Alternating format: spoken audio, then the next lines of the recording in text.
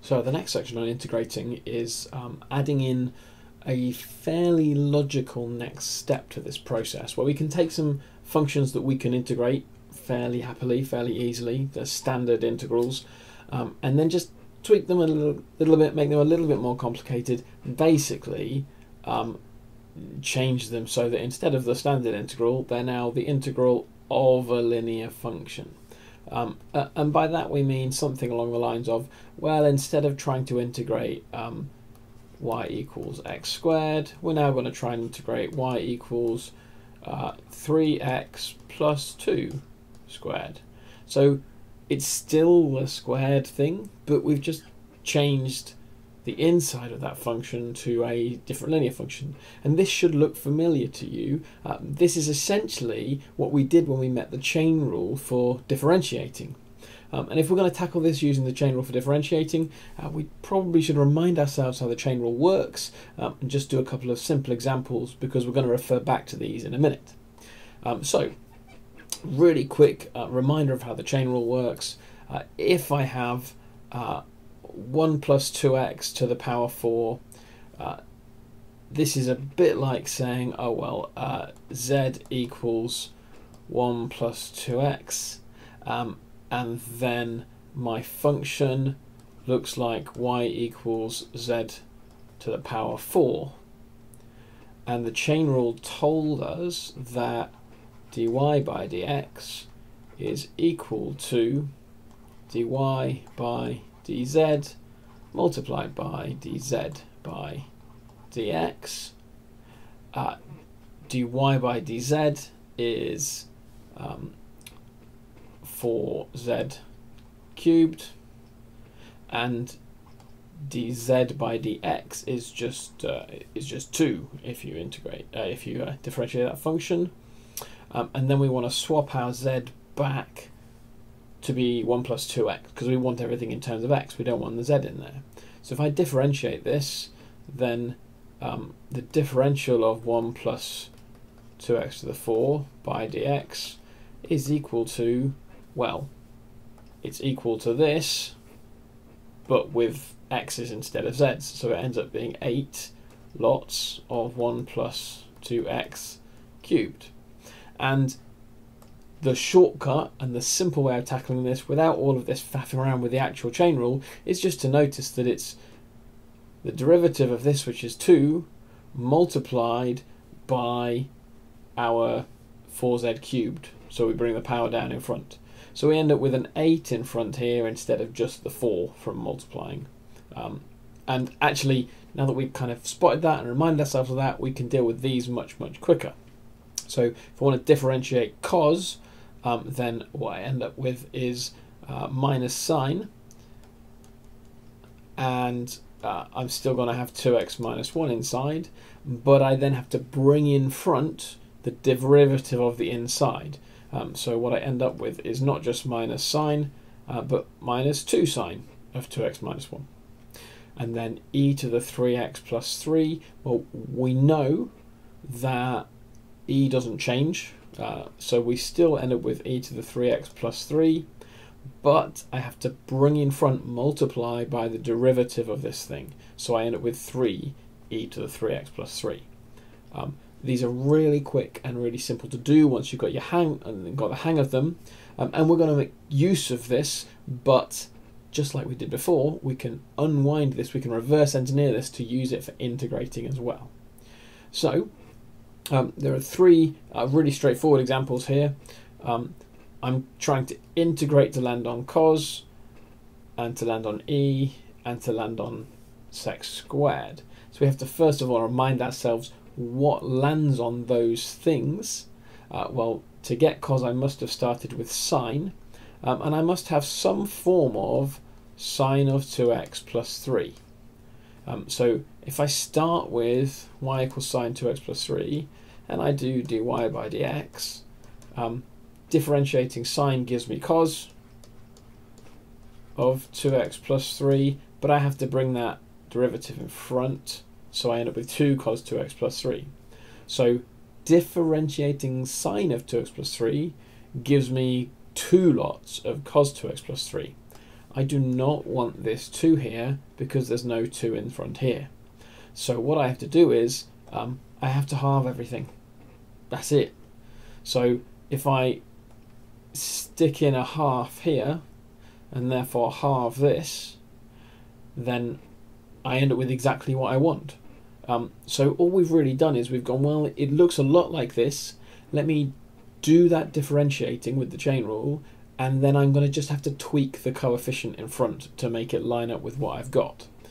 So the answer to A is that the integral of cos of 2x plus 3 dx is a half of sine 2x plus 3. Oh, and plus c, the constant, because we're doing an indefinite integral. And I just figured it out by having a kind of a guess. Oh, it looks like it was this, but that's not quite right, so I need to adjust my coefficient. For the second one, for B, this is actually to some extent even easier, because if I want to integrate e to the 4x plus 1 dx, well, I probably want to start with y equals e to the 4x plus 1, because then dy by dx is still e to the 4x plus 1, but I have to bring that 4, the derivative, in front. So you can see it's 4 times bigger than it needs to be. So I need a quarter of this. So the integral of this is just 1/4 of e to the 4x plus 1, add my constant c. So this is B. And then the final one, C, if I want to integrate sec squared of 3x with respect to x, well, at this point I need to remind myself what the different trig integrations we know are, and remember that we had this this summary from the textbook of all of these different functions, and we can see that sec squared integrates to become tan. So the one I want to focus on is tan.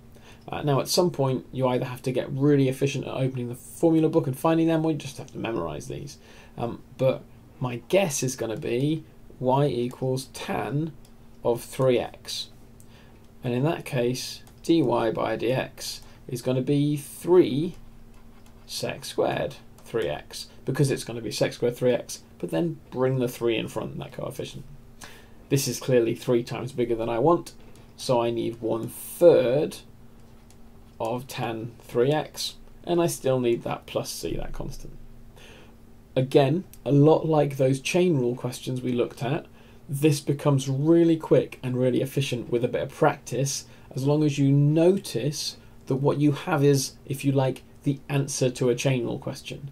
If you spot that it's one of these derivatives, but with a chain rule linear expression in there, it becomes really quick. The textbook really helpfully gives you this wonderful piece of information here.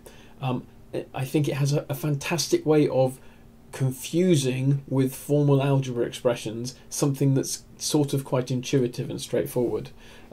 What this is telling us is that if you notice this looks like a derivative, the answer to a differentiation question, then the answer is the derivative, but with an adjusted coefficient. And if the thing is linear, the adjusted coefficient is 1 over the coefficient of your linear expression. Because as we just saw in those 3 examples, this made it 4 times bigger, so I needed 1/4 of it. This made it 3 times bigger, so I needed 1/3 of it. And the 2 here made it 2 times bigger, so I needed 1/2 of it. So that's all this is saying, but in a slightly confusing notation-y way, but it is helpful as ever to have that formal notation in your arsenal. One more example really quickly. This time I need to think really hard about what's going on, because it's maybe slightly less obvious what's happening in these. So what I have is the integral of dx over 3x plus 2. Now that notation is exactly the same as saying the integral of 1 over 3x plus 2 dx. Right, so it's really key we know what that notation is telling us, and this, it looks a lot like a 1 over x, but we've swapped out x for some linear function. Integrating 1 over x gives us natural log of x, so we should probably test out y equals natural log of 3x plus 2 and differentiate it. So if I differentiate this, then what I get is 1 over 3x plus 2, but I bring my 3 in front. So I end up with 3 times 1 over 3x plus 2, or 3 over 3x plus 2. Again, we've ended up with something that's 3 times bigger than we want. So the answer to this integration is just 1/3 of natural log of 3x plus 2 plus our constant of integration. And again, for b, I'm looking for 2x plus 3 to the power 4. This thing here looks a lot like x to the 4, but with a linear in there. If we were going to integrate x to the 4, then we would raise the power and get 2x plus 3 to the power 5 over 5. But this isn't quite going to be right. I need a half in there as well. Okay, and the reason I need half is, as we saw a minute ago, if I start with y equals 2x plus 3 to the 5 over 5, and I differentiate it, I multiply by 5 and I drop the power, and I get 2x plus 3 to the 4, but I have to multiply by this coefficient, the derivative of that inside function. So I need a half of this, which is 2x plus 3 to the power 5 over 10. Still with my plus c in there. It's not difficult.